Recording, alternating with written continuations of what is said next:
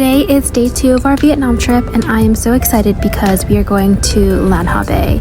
At 8 a.m. we woke up and took a shuttle, which is around a 3-hour ride to the bay, and around 12 p.m. we left the port, took a smaller boat for a 30-minute ride to this bigger cruise where they already had lunch prepared for us. It was a huge buffet, and it was just a crazy experience because we got to sit and kind of like watch as, you know, we're kind of drifting between all the limestone islands.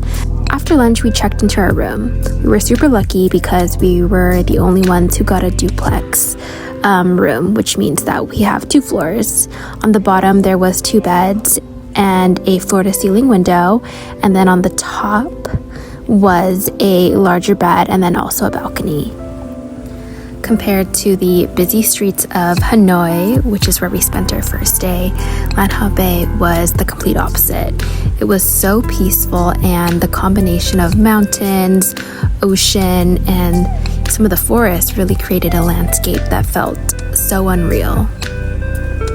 I definitely think that Lan Ha Bay is one of Vietnam's most beautiful coastal destinations because the emerald green water just stretches between hundreds of limestone islands, and I feel like this is something you don't see every day, and for me, I personally think I wouldn't get tired of this view.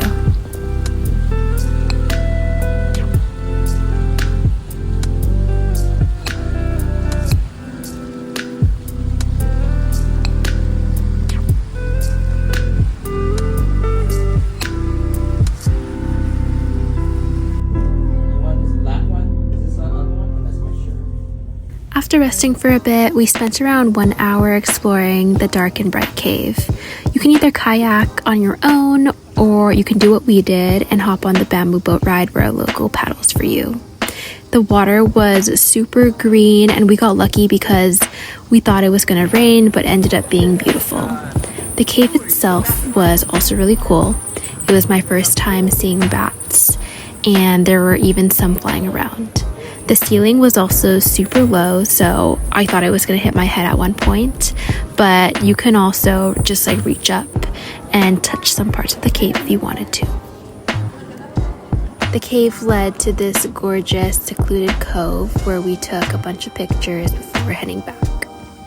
Once we were back at the cruise ship, we had around 30 minutes to jump into the water for a refreshing swim break.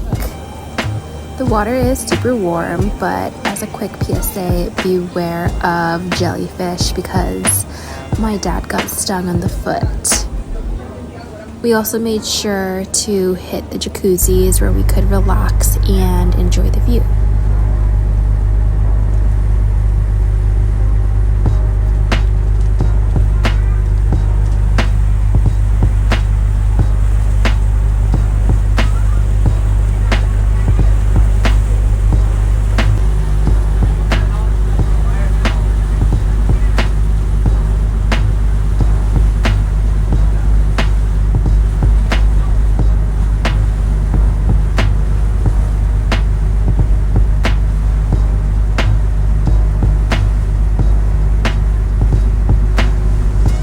At around 5 p.m. we went up to the sun deck where we learned how to make traditional Vietnamese spring rolls during a cooking class with an onboard chef.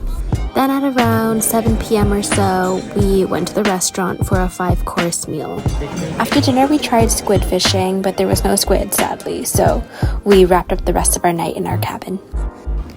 We started the next day bright and early at 8 a.m. where we did some kayaking. We could have done some Tai Chi at 6 a.m., but that was way too early for me. Today's weather was a little bit cloudy, so we didn't kayak for that long because we also saw lightning and heard a bunch of thunder, so we were getting scared. I think we got really lucky timing-wise because after we finished kayaking, it started raining super hard, and we didn't bring our ponchos in the water, so it was great timing that we finished. After kayaking, we headed back to the cruise ship where we had brunch and checked out of our cabin. This pretty much wrapped up our Lan Ha Bay trip, and I would rate it a solid 10 out of 10.